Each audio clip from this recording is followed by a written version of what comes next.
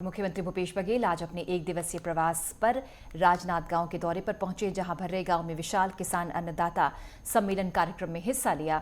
मुख्यमंत्री ने जिले वासियों को 24 करोड़ 31 लाख 37 हजार रुपए के विकास कार्यों की सौगात दी। इसके साथ ही कई हितग्राहियों को विभिन्न सामग्रियों का वितरण किया। वहीं डोंगरगांव विधायक दलेश्वर साहू, खैरागढ़ विधायक यशोदा वर्मा, खुज्जी विधायक छन्नी साहू समेत बड़ी संख्या में कांग्रेस कार्यकर्ता, पदाधिकारी और हजारों की संख्या में ग्रामीण मौजूद रहे। राजनांद गांव के दौरे पर पहुंचे सीएम, भर्रे गांव में किसान अन्नदाता सम्मेलन का आयोजन हुआ। ऐसा व्यक्ति जो पूरी तरह से पूर्ण है। आज कोई सब ब्रांडेड कपड़ा खरीद। सुभाष निर्भरकर जी, श्री भागवत वर्मा जी, श्री योगेंद्र सिन्हा।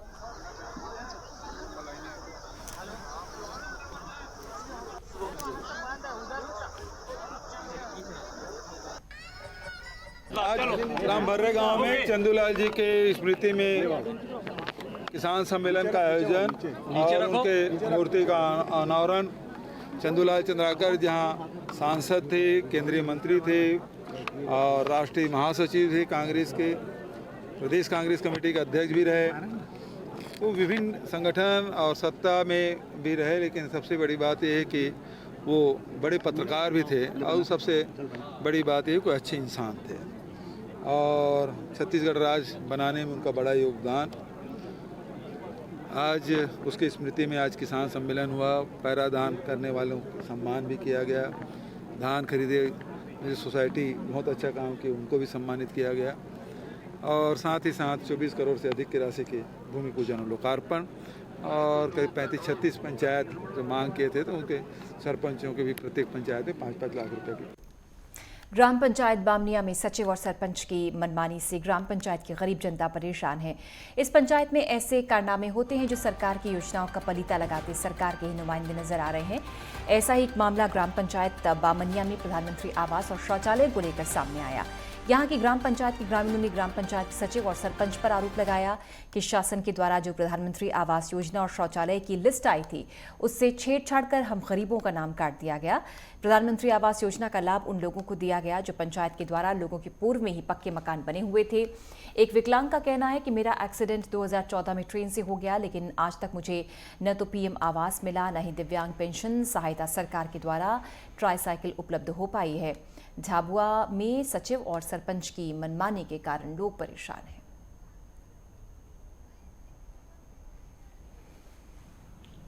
जैसे कि आपने मुझे ये विषय संज्ञान में लाया है तो मैं इसकी जांच करवा लूँगा और जांच के बाद जो भी तथ्य सामने आएंगे हम उस पर बिल्कुल कार्रवाई करेंगे। सर, वंचित लोगों का ये भी कहना है कि जो हमारा लिस्ट में नाम था हमको नहीं देते हुए अन्य जो अपात्र लोग थे उन लोगों को लाभ दे दिया गया, जो सरकारी कर्मचारी भी थे, जिसके पक्के मकान भी थे।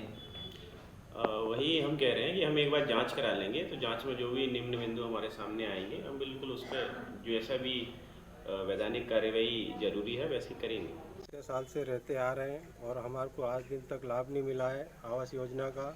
और सरकारी कर्मचारी जितने हैं उनको पक्के मकान दे दिए गए, जिनके पक्के मकान बने हुए थे उनको भी दिए और हमारे को आज दिन तक कभी नहीं मिला। कितने साल से रह रहे हो यहाँ पे? 70 साल से हम यहाँ बामनिया में रह रहे हैं। नाम ग्राम पंचायत बामनिया रहने वाला हूँ और ट्रेन से हादसा जो हो गया था 2014 में कट गया था। उसके बाद मुझे कोई योजना नहीं मिली है, ना साइकिल मिली है, ना पेंशन चालू है और उसके अलावा मैं बहुत परेशानी में हूँ सर।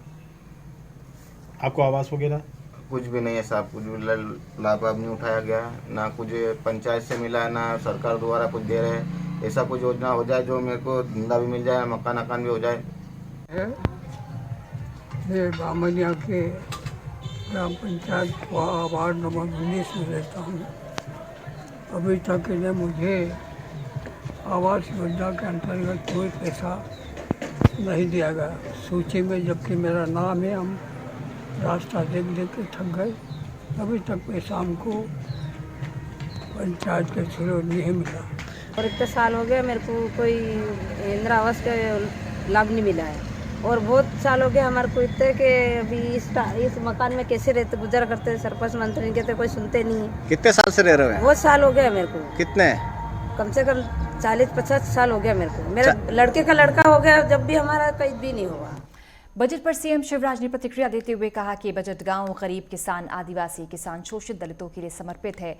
ये बजट समाज के हर वर्ग को छू रहा है। देश के हर राज्य के लिए सर्वव्यापी, सर्वसमावेशी कृषि कल्याण और अधोसंरचना विकास और डिजिटल के लिए अच्छा बजट है। उन्होंने कहा कि बजट अगले 50 साल के लिए स्थिर आर्थिक बुनियाद रखने वाला बजट है। पुरानी टैक्स व्यवस्था को समाप्त किया गया है, टैक्स के स्लैब को घटाया गया है, लोगों को राहत दी गई है। इस दौरान सीएम ने कहा कि अमृतकाल के बाद का पहला बजट है। देखोगे तो कैन वेतवा के लिए आप देखेंगे लगभग 3500 करोड़ रुपया का आवंटन है। अनेकों जो योजनाएं बनी है उनकी गाइडलाइन अभी आएगी, लेकिन पीजीवीटी मैंने कहा अत्यंत जो पिछड़ी हमारी अनुसूचित जनजातियां हैं उस योजना से हम लाभ उठाएंगे। प्रधानमंत्री गरीब कल्याण अन्न योजना सबके लिए, उसका लाभ प्रदेश के गरीबों को मिलेगा। एमएसएमई को अगर देखें तो 9000 करोड़ रुपए की क्रेडिट गारंटी दी जाएगी जो हमारे हिस्से में आएगी, और उनको 2 लाख करोड़ रुपए का एक्स्ट्रा कोलेटरल फ्री क्रेडिट मिल सकेगा। हम अलग अलग प्रधानमंत्री कौशल विकास योजना जो मैंने जिक्र किया बीच में लॉन्च की जा रही है, उसका लाभ हम उठाएंगे।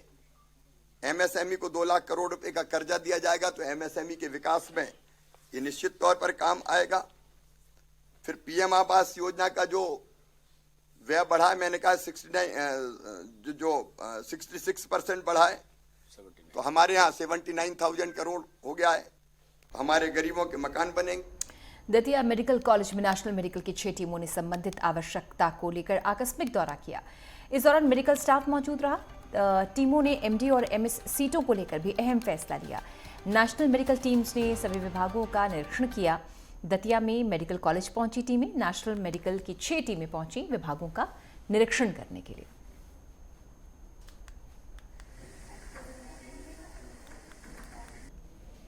मैं डॉक्टर हेमंत कुमार जैन, जनसंपर्क अधिकारी मेडिकल कॉलेज दतिया, सूचित करते हुए बड़ा हर्ष हो रहा है कि नेशनल मेडिकल कमीशन की 6 टीमें कल मेडिकल कॉलेज दतिया में पहुंची और उन्होंने एमबीबीएस की जो मान्यता होती है हमारी, जो कि 5 साल बाद एक बार उसका इंस्पेक्शन होता है, उसके लिए एक टीम आई थी, और 5 क्लिनिकल विभाग जिसमें मेडिसिन, सर्जरी, एनेस्थीसिया, गायनी और साथ ही साथ ऑफ्थेल्मोलॉजी यानी नेत्ररोग विभाग, इन 5 विभागों के लिए पीजी सीट्स, एमडी-एमएस सीट्स के लिए उन्होंने निरीक्षण किया। ये निरीक्षण कल देर रात तक चला और एक पॉजिटिव रिपोर्ट हमें मिली है कि हमें लगभग 20 सीटें एमडी-एमएस के लिए मिल जाएंगी। छत्तीसगढ़ के रायगढ़ में फाइलेरिया उन्मूलन सप्ताह का आयोजन हुआ। जिला स्वास्थ्य विभाग 10 से 16 फरवरी तक जिले में उन्मूलन सप्ताह का आयोजन करेगा। इसके तहत आईडीए दवा सेवन गतिविधियों को सघनता से चलाएगा। इसके लिए जरूरी रोड मैप बना लिया गया है और उसी के अनुरूप तैयारियां भी कर ली गई हैं। कुल 13,35,000 लोगों को दवा सेवन कराने का लक्ष्य तय किया गया है। 2,259 टीमें गठित की गई हैं। इसमें 4,538 सदस्य हैं। इन सबको दवा सेवन करवाने के लिए गहन ट्रेनिंग दी गई है।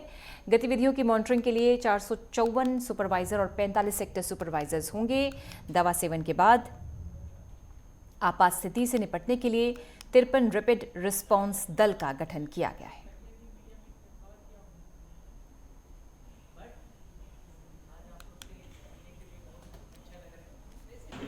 जी, फाइलेरिया मुक्ति अभियान 10 फरवरी से 16 फरवरी तक चलने वाला है, जिसमें मैं आम जनता से सभी लोगों से ये अपील करना चाहती हूँ कि इस दवा का सेवन अपने जितना हाइट है या जितना आपकी पात्रता बनती है उसके हिसाब से स्वास्थ्य कर्मचारियों के द्वारा आपको कराया जाएगा। और मेरा सबसे विनम्र निवेदन है कि इस दवाई का सेवन ज़रूर से करें। इसी प्रकार से दवा का सेवन करने से ही हम रायगढ़ जिले को फाइलेरिया मुक्त बना सकते हैं। हम लोग ज़्यादा केसेस आ रहे टॉप में है, इसके डरने की बात नहीं है। मैं ऑलरेडी आप लोग का बोला था आइसबर्ग फिनोमेना, हम लोग नीचे कितना है इसका पहचानना है। मतलब ये डिस्ट्रिक्ट टीम इतना मेहनत करके पूरा केसेस का आइडेंटिफाई कर रहे, that is a good sign for that. ऐसे नहीं है हम लोग का ज़्यादा नंबर ऑफ केसेस दिख रहा है, इसके लिए डरने की बातें नहीं है। मतलब एवरी फील्ड लेवल में एवरी कर्मचारी अपना अपना एरिया का इलाका फाइंड आउट कर रहे, that is the good thing on that. Actually इसका चक्कर में क्या होता है, सभी का हम लोग पहचान के ये लोग का दवाई दे सकता है। छत्तीसगढ़ में इस बार रिकॉर्ड धान खरीदी हुई है। इसमें बिलासपुर जिला सहकारी केंद्र बैंक के अंतर्गत 6 जिले बिलासपुर, मुंगेली, जीपीएम, कोरबा, जांजगीर और शक्ति में 20,41,000 टन की धान खरीदी की गई है, जो पिछले साल की तुलना में 1,09,000 क्विंटल ज्यादा है। इसमें कोरबा और जीपीएम जिले में सबसे ज्यादा धान खरीदी की गई है। जिला सहकारी केंद्र बैंक के तहत 146 समिति के जरिए 4,67,778 कृषकों ने समिति के माध्यम से अपना धान बेचा है। इधर जिला सहकारी बैंक प्रबंधन धान खरीदी और उसकी उठाव को लेकर काफी सख्त दिखाई दे रहा है। यही वजह है कि इस बार मिलर डायरेक्ट धान खरीदी केंद्रों से धान का उठाव कर रहे हैं, जिससे परिवहन में लगाने वाला अतिरिक्त खर्च की बचत हुई है।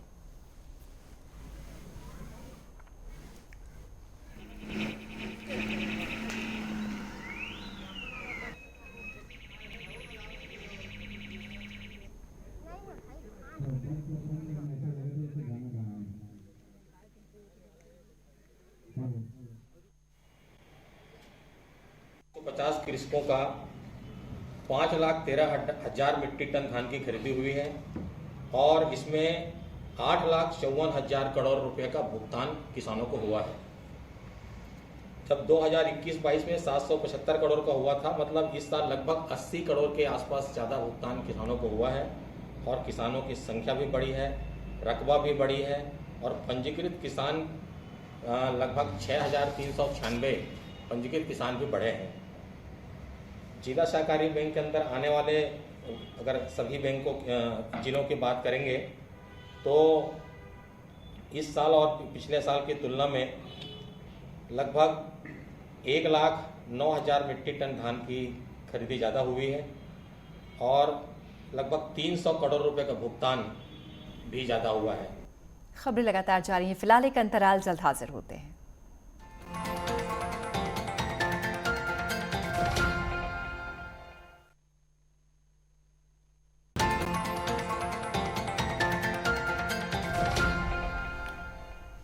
ब्रेक पर आपका स्वागत। बुरहानपुर के खकनार तहसील से लगभग 35 किलोमीटर दूर खंडवा देड़तलाई हाईवे पर ताप्ती पुल पर मजदूरों से भरी पिकअप और गन्ने से भरे ट्रक में टक्कर हो गई। पिकअप मजदूरों को छोड़ने जा रही थी और ट्रक खंडवा से देड़तलाई की ओर जा रहा था, जो आमने सामने टकरा गए। पिकअप में कुल 14 मजदूर सवार थे। इसमें 5 मजदूरों ने घटनास्थल पर दम तोड़ दिया। इसमें 2 बालिकाओं समेत 4 महिलाएं और 1 पुरुष की मौत हो गई। 9 मजदूर भी गंभीर रूप से जख्मी हुए। इनमें 4 महिलाएं, 5 पुरुष शामिल हैं। घायलों को एम्बुलेंस की मदद से सामुदायिक स्वास्थ्य केंद्र खकनार ले जाया गया, जहां इनका प्राथमिक उपचार कर बुरहानपुर जिला अस्पताल रेफर किया गया है।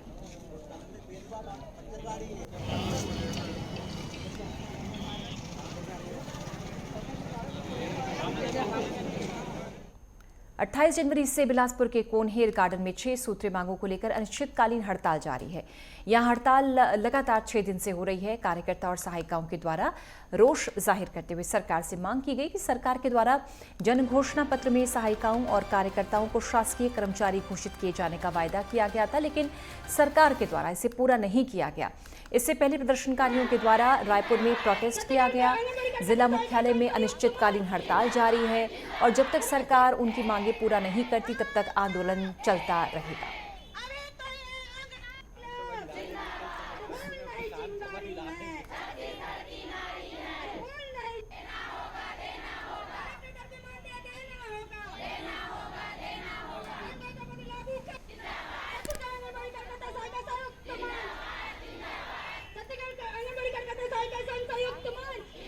बस्तर में अकाउंट चौकी का उन्नयन करते हुए थाने का दर्जा दिया गया। इस कार्यक्रम में मुख्य अतिथि के रूप में बस्तर विधायक और बस्तर विकास प्राधिकरण के अध्यक्ष लखेश्वर बघेल उपस्थित रहे। उन्होंने इस मौके पर पुलिस द्वारा किए गए कार्यों की प्रशंसा की। साथ ही बकावंड को थाना का दर्जा मिलने पर पुलिस विभाग समेत थाना प्रभारी चंद्रशेखर श्रीवास को बधाई दी। ओडिशा बॉर्डर पर पड़ने वाले इस थाने के अंतर्गत 35 गांव आते हैं। जगदलपुर में चौकी को थाने का दर्जा मिला।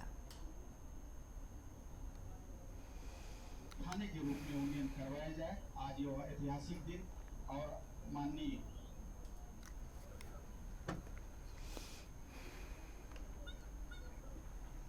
संचालित होगा। इससे क्षेत्र की जनता को अपना थाना संबंधित कार्य के लिए पूर्व में नगरनार या बस्तर या जबलपुर तक जाना पड़ते थे। अभी वो सब असुविधा से उनको मुक्ति मिलेगा और थाना संबंधित समस्त कार्य बकावन से संचालित होगा। जो मर्ग कायमी हो या गुम इंसान, ये अन्य जितना भी जो अपराध संबंधित प्रकरण है, जो थाना के रूप में आज से बकावन में कार्य संचालन होगा। जो हमारा थाना प्रभारी एवं समस्त स्टाफ को और पुलिस अधीक्षक बस्तर को आज के इस उपलक्ष्य में हार्दिक शुभकामनाएं। और क्षेत्र की जनता पूर्व में भी काफ़ी अच्छा सहयोग रहा, इलाका शांति रहा। इस आने वाले समय में भी बकावन थाना के जो स्टाफ द्वारा और समर्पित होकर कार्य करेगा, ताकि जो बकावन थाना उनकी सेवा में समर्पित होकर कार्य करके एक क्षेत्र की जनता के लिए एक सौगात के रूप में कार्य करेगा। निर्णय लेता है सही समय पर, और बहुत पहले की बात नहीं है। ये कुछ वर्ष पूर्व ही चौकी बस्तर को थाना बस्तर के रूप में उन्नयन हुआ है और चौकी बकावंड को थाना बकावंड के रूप में उन्नयन हुआ है। निश्चित रूप से थाना प्रभारी के रूप में बकावंड में ही थाना प्रभारी के बैठने से कई सारे मसले जो पहले थाना प्रभारी नगर नार तक जाया करते थे, अभी उनमें थाना प्रभारी बकावंड उसमें क्षेत्रवासियों को और सहायता करने में सक्षम हुआ। जगदलपुर में बस्तर पुलिस ने आपराधिक तत्वों के खिलाफ लगातार कार्रवाई की है। इसी के तहत नशीली गोलियां और दवाइयों की बिक्री और संग्रहण करने वाले तस्कर पर कार्रवाई की गई है। बोधघाट पुलिस को सूचना मिली कि नया बस स्टैंड जगदलपुर के पास एक व्यक्ति अवैध और प्रतिबंधित नशीली कैप्सूल समेत टैबलेट की बिक्री कर रहा है, जिसके बाद वरिष्ठ पुलिस अधीक्षक जितेंद्र सिंह मीना के मार्गदर्शन और अतिरिक्त पुलिस अधीक्षक निवेदिता पॉल की अगुवाई में कार्रवाई की गई। एक आरोपी को गिरफ्तार किया गया।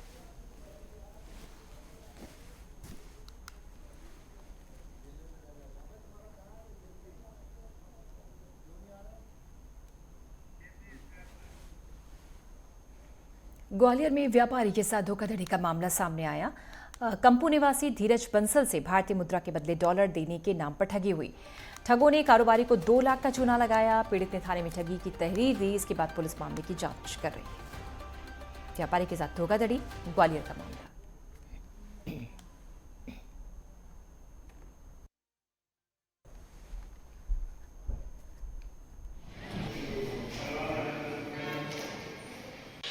फरियादी कल शाम को लगभग 1900 बजे किलागेट थाने पर, ग्वालियर थाने पर उपस्थित हुआ है। उनका कहना है कि 2 अज्ञात व्यक्तियों द्वारा डॉलर के एवज में रुपए देने के संबंध में उनके साथ ठगी की गई है।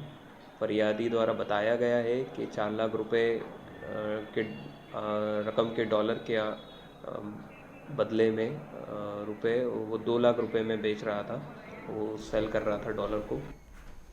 ग्वालियर में इन दिनों खेलो इंडिया यूथ गेम्स की धूम है। जिम्नास्ट प्रतियोगिताएं हुई। इसमें देश भर में पहुंचे जिम्नास्ट ने खेल कौशल का प्रदर्शन किया। पहले दिन केरल, ओडिशा और मध्य प्रदेश ने जिम्नास्टिक के अपना बेहतरीन खेल दिखाया। अगले 4 दिनों तक जिम्नास्टिक के मुकाबले होंगे। ग्वालियर में खेलो इंडिया यूथ गेम्स की धूम नजर आ रही है।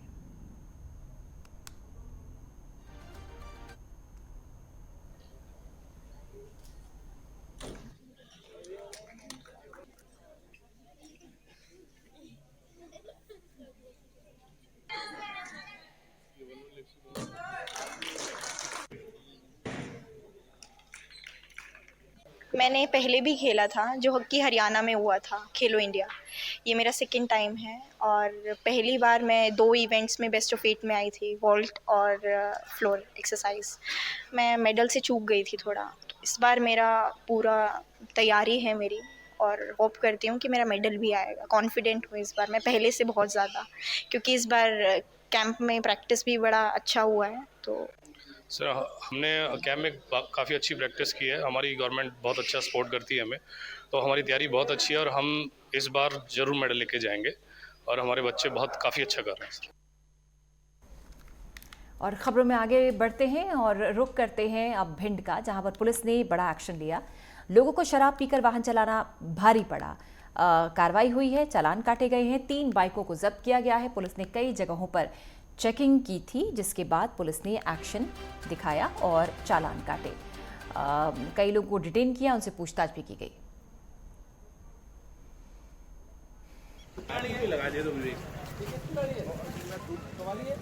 थाना क्षेत्र में पेट्रोलिंग और सघन चेकिंग अभियान चलाते रहते हैं। उसी में कल भी हम लोगों ने एक सघन चेकिंग अभियान चलाया था। जो संदिग्ध स्थान है जहां से सूचनाएं आती रहती हैं, बदमाशों के बैठने की जगह हैं जो हमने चिन्हित कर रखी हैं, चाहे वो धनवंतरी कॉम्प्लेक्स हो या भीमनगर हो, आर्य नगर हो, अट्टे रेड की पुलिया हो, वो सब जगह हम लोगों ने भ्रमण करके वहाँ बैठे लोगों को चेक किया है, उनसे पूछताछ की है। इसी क्रम में हम 3 लोग पकड़े हैं कल, जो शराब पी के वाहन चला रहे थे। 185 मोटर व्हीकल एक्ट के तहत उन पर कार्रवाई करके उनकी गाड़ियाँ जब्त की गई हैं। चलिए, खबरें लगातार जारी, फिलहाल एक अंतराल, जल्द हाजिर होते हैं।